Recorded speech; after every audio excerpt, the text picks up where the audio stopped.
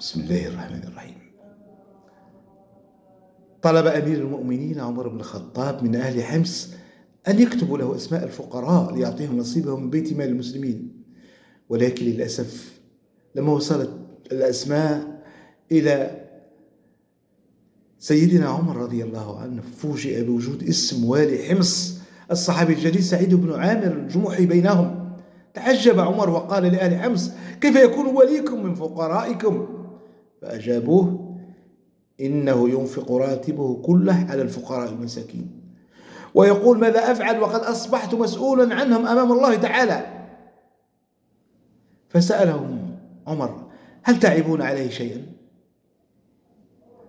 قالوا: بلى، نعيب عليه ثلاث: لا يخرج إلينا إلا وقت الضحى، ولا نراه ليلا أبدا، ويختفي يوما في الأسبوع. استدعى سيدنا عمر سعيد بن عامر الجمحي رضي الله عنه وسأله عن ذلك، فقال: أما أني لا أخرج إليهم إلا الضحى، فإني لا أخرج حتى أفرغ من خدمة أهلي، إذ لا خادم لي وزوجتي مريضة. وأما ليلا فقد جعلت النهار لهم وجعلت الليل لربي.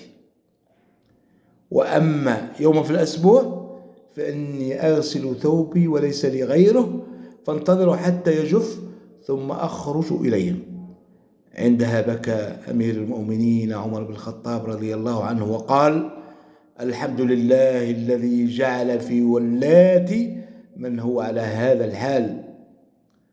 رحمك الله يا سعيد بن عامر الجمحي، رضي الله عنك يا عمر بن الخطاب.